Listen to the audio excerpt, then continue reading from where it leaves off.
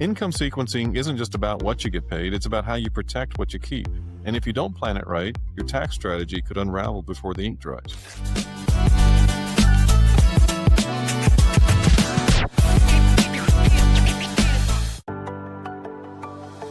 Hi, I'm Jeff Hammer, wealth advisor and founder and CEO of Forte Impact Advisors. And today I'm joined by Brian Jasykowicz, wealth advisor and co-founder and our COO of Forte Impact Advisors. We're breaking down how to sequence income strategically so you don't trigger unnecessary taxes, lose deductions, or miss opportunities to protect your wealth. Whether you're exiting a business, selling assets, or managing variable income, this episode is designed to help you plan smarter. Thanks, Jeff, for inviting me here today. Again, I'm Brian Jasykowicz, wealth advisor and co-founder, CEO of Forte Impact Advisors. Jeff and I got together. We have great complementary skill sets. As an advisor on the team, I'm really focusing on how do we do financial planning well and just making sure that through our delivery systems, we're providing the best client experience possible. Well, Brian, let's start with the basics and discuss how significant the timing of income is in tax planning. To start with the basics, we must first adopt an income planning mindset. Most individuals who speak with us assume we're here to help them grow their wealth. As wealth managers, this is a key service we provide, but additionally, we help clients understand there are three primary investment objectives: growth, preservation, and income. Most people unknowingly skip income because they have a current income plan, either from their salary or business income. We help them understand that income is the constant and you still must have an income plan once your paycheck stops. Brian, I know that you've trademarked income is the constant. And as you look at that, what is the first step in developing an income plan? For all financial related decisions, we advocate the creation of a written holistic financial plan. The financial acumen of our clients varies greatly, but the common denominator is that people do not understand how their financial pieces work together. Just almost every household has that junk drawer in the kitchen or somewhere else. Most people have a financial junk drawer that is equally messy. We help people organize their goals, assets, debts, and income projections into a single document that helps us define what is working, what are the gaps, and what are the optimization opportunities. And you mentioned the financial junk drawer. I know we've talked about everybody has that stuff that's stuffed in there that you say, I got this 20 years ago. I don't know what it's used for, but I was always told to hold on to it. How do you guide people through that? We have a very common process, always starting with what are your goals, short, mid, long term, and really just starting with what people want to accomplish while they're here on earth. Then we go into what more they expect financially. Is we're talking about sources of income. What are your assets? We get those inventories. What are your any debts? How important is it to get rid of them? And then we're able to go forward and do those projections into the future that says, are you on path to be where you want to be in 5, 10, 15, 20 years? And as you do that, I know you're talking about doing a holistic financial plan. How does that financial plan help with the tax planning? With a written financial plan, we are able to estimate future income projections as well as estimated tax rates by year. By identifying which years have potentially higher tax rates and which years are lower, we are then able to define levers to actually shift from the high to the low. And I know we've talked a bit about that before, where sometimes folks may go through like a job transition, for example, or they may go into an early retirement, and those can be some ideal years to recognize income at certain points in time. So it can yield to some significant savings. All right, Brian, let's talk about tactics.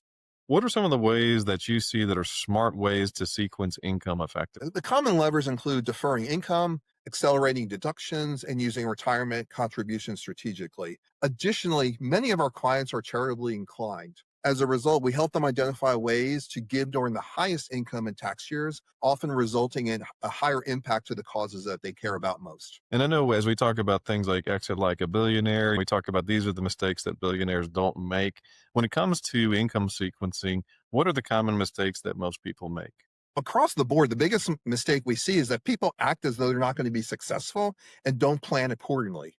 As a result, they're often limiting their options and they trigger taxes that they didn't forecast, especially when selling assets or exiting a business. And that's definitely one of the things we see is that timing of certain decisions. Oftentimes folks will say, once I've had the moment, then I'll react to that. And the challenge there is a lot of the preemptive tax moves have to be declared well in advance of things like a business exit or other types of transition strategies. Obviously, Brian, the timing matters a lot during transitions, whether it's the business exits, whether it's sale of assets or retirement.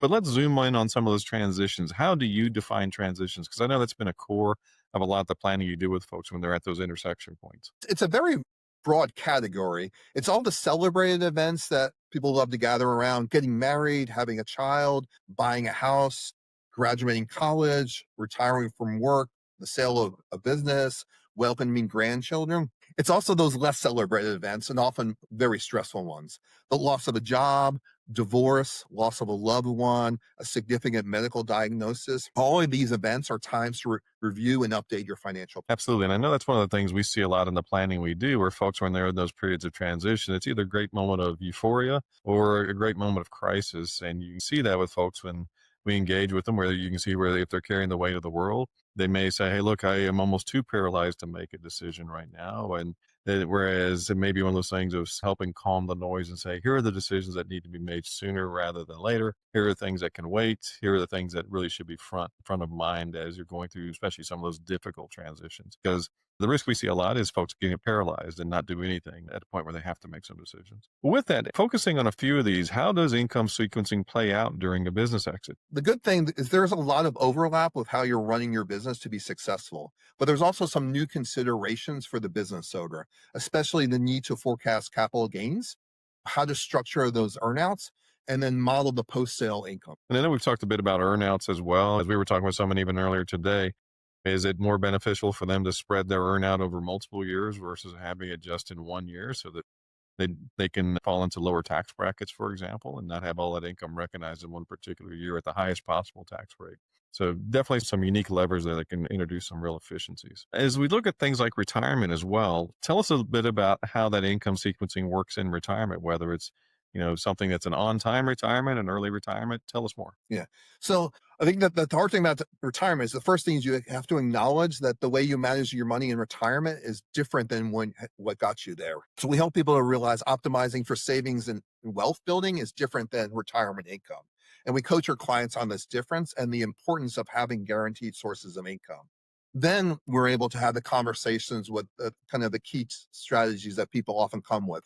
Hey, what's the withdrawal sequencing? Let's look at asset like location. Is there any potential Roth conversions that can improve our situation? Yeah, and I think those are some great points because as we look at it, you mentioned like the Roth conversions. Let's say someone has retired early and then they're not yet taking Social Security. They might see this temporary drop in their income, and it might be an ideal time to do a Roth conversion during those lower income years where they're in a lower bracket. And then I think as well, I know you mentioned the guaranteed sources of income. There's very few pensions left anymore for most people. And there are some unique options there where we can help folks basically set up their own self-funded pension-like vehicle through an annuity because as we find, folks need about 70% of their income to come in on a regular basis to support their living needs in a retirement mode. So a lot of folks really do focus, as you mentioned, on building the pile as big as possible. But it is a very different skill set to say, how do you now transition into distribution mode? Because we're turning it, as you say all the time, back into income because income is the constant, as you trademarked. Brian, thank you so much for being part of this and sharing your wisdom and your insights. And